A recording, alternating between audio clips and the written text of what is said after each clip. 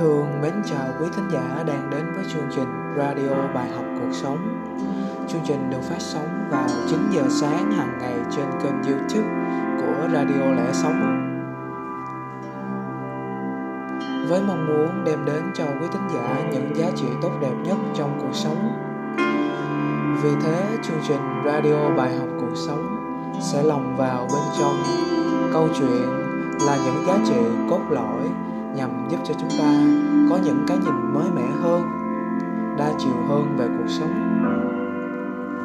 Để từ đó hy vọng rằng sau khi nghe xong chương trình này, quý thính giả sẽ càng ngày càng nhận được nhiều kiến thức mới, nhiều điều bổ ích mới, và chất lượng cuộc sống sẽ ngày càng được nâng cao và có những cảm nhận sâu sắc hơn với cuộc sống hiện tại của chúng ta.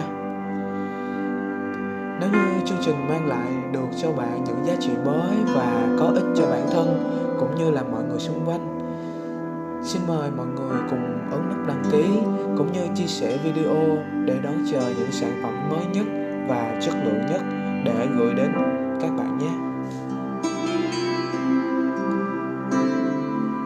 Chương trình ngày hôm nay của chúng ta là một câu chuyện có tên Dây chuyền của tình liên đới.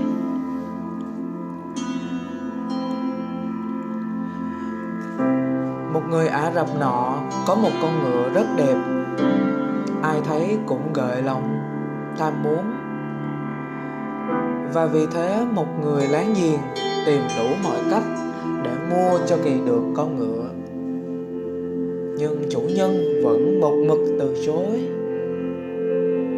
Thế là không còn biết làm cách nào để thuyết phục chủ nhân. Người đó đành phải nghĩ ra mưu kế để chiếm đoạt. Biết người chủ ngựa thường hay đi sa mạc, hắn mới cải trang thành một người hành khất nằm rét run bên vệ đường. Vì người chủ ngựa là một người tốt bụng, gặp bất cứ ai hoạn nạn cũng đều ra tay cứu giúp. Vừa thấy người hành khất, người đó cảm thấy thương hại, mới đề nghị trở về một quán trọ để săn sóc. Khi người chủ ngựa vừa mở miệng đề nghị thì tên bất nhân mới than thở: Ôi chao ơi, đã mấy ngày nay tôi không có được một hạt cơm trong bụng, lấy sức đâu để leo lên ngựa. Nghe thế, con người tốt bụng xuống ngựa để giúp người hành khất leo lên ngựa. Nhưng vừa leo lên lưng ngựa, tên bất lương hiện nguyên hình. Hắn giật dây cương và thúc vào hông ngựa mà chạy. Thế là người chủ ngựa đáng thương chỉ còn biết nhìn theo mà hối tiếc. Nhưng ông cũng cố gắng chạy theo và nói với tên bất lương như sau: Ngươi đã ăn cắp con ngựa của ta, nhưng ta sẵn sàng sẽ bỏ qua cho. Ta chỉ xin ngươi một điều là đừng bao giờ kể cho bất cứ ai nghe mưu mẹo ngươi đã dùng để cưỡng chiếm con ngựa của ta. Một ngày nào đó sẽ có những người bệnh thật sự nằm rên rỉ bên vệ đường và kêu cầu sự giúp đỡ. Ta e ngại rằng sẽ không còn ai dám dừng lại để cứu giúp kẻ hoạn nạn nữa. Kính thưa quý vị thính giả thân mến, xã hội Việt Nam biến mỗi người chúng ta thành những kẻ bần cùng hóa, từ miếng cơm đến lối suy nghĩ. Lúc nào nó cũng tạo ra một áp lực vô hình và cái vòng luẩn quẩn của mỗi lo cơm áo gạo tiền thường trực. Mà khi đã lo đến điều đó, con người ta sẵn sàng dùng những thủ đoạn mánh lới để chà đạp trên lợi ích của người khác, miễn sao giúp họ giải quyết được mối lo hiện tại. Nhiều người đi ra nước ngoài luôn có những nhận xét tích cực về một xã hội nhân bản, nơi đó con người đối xử với nhau bằng những hành động tốt đẹp, nghĩa hiệp. Nhưng xin thưa, Một phần đó là vì họ không phải đối diện với những áp lực kia.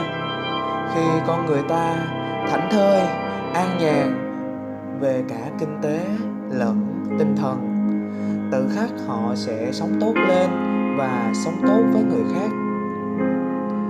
Một xã hội thiếu thốn điều tốt đến mức cái việc hiển nhiên là dắt người già qua đường cũng được cho lên báo chí để ca ngợi.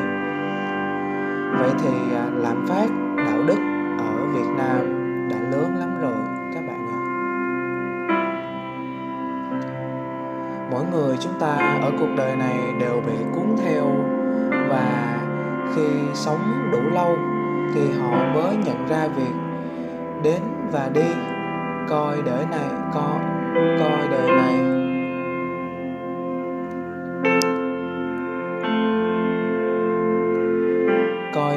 thực ra là để hoàn thiện mình. Người thiếu thiện thì làm việc thiện, kẻ thiếu ác thì làm việc ác, tất cả là để qua đó trả lại cho cuộc đời nhân quả khi đã vay. Dè dặt, thủ thế, nghi kỵ có lẽ là thái độ thường tình của tất cả những ai đang sống dưới chế độ độc tài. Lừa lọc, phản bội, tố cáo lẫn nhau đã khiến cho lòng người mỗi ngày một thêm khép kín. Sợi dây chuyền của khép kín mỗi lúc một dài ra mà quấn lấy con người. Có thể nói cuộc sống càng văn minh, con người càng nói dối nhiều hơn. Ai trong số chúng ta chưa từng một lần nói dối? Nhiều lúc lời nói dối với chúng ta là cần thiết, nhưng thực tế đang có rất nhiều sự lừa gạt diễn ra hàng ngày, và xã hội càng hiện đại, con người càng nói dối nhiều hơn. Đó là những nhận định của luật sư Ngô Tiến Nhân, từng tham gia nghiên cứu và giảng dạy tâm lý học tại trường Đại học Sư phạm Thành phố Hồ Chí Minh sau khi du học tại Hungary về nước. Và nhà văn Nhật Chiêu về câu chuyện nói dối của con người hiện nay tại buổi nói chuyện cùng người trẻ với chủ đề con người và sự giả dối diễn ra hôm nay. Và sự thật thì đang bị bóp méo, khiến niềm tin càng ngày càng bị bào mòn.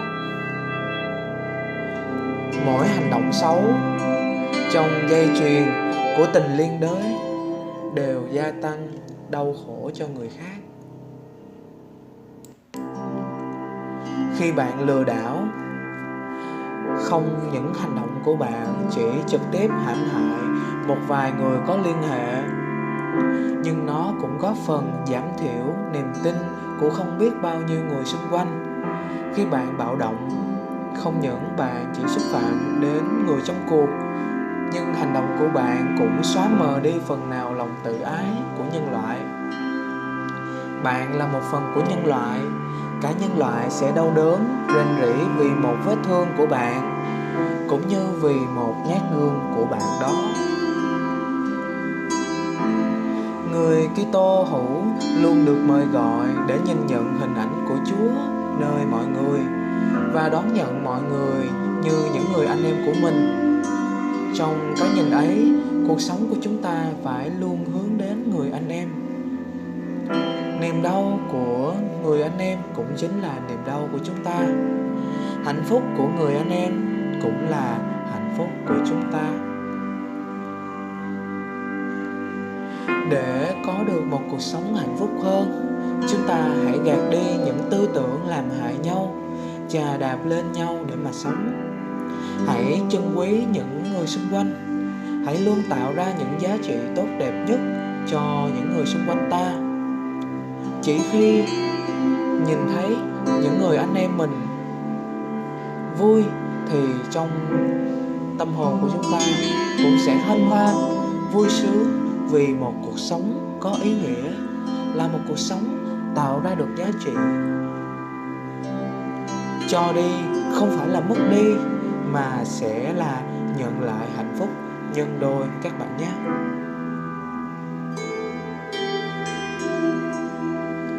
Và chương trình radio bài học cuộc sống đến đây là kết thúc. Mong rằng bản thân mỗi người sẽ có những cảm nhận riêng và sâu sắc cho riêng mình. Ước mong quý thính giả sẽ luôn yêu mến và ủng hộ những giá trị chương trình mang lại. Rất mong sự đón nhận ở những video tiếp theo. Xin mến chúc an lành và hạnh phúc nơi mỗi người chúng ta. Xin thân ái và kính chào quý vị và các bạn.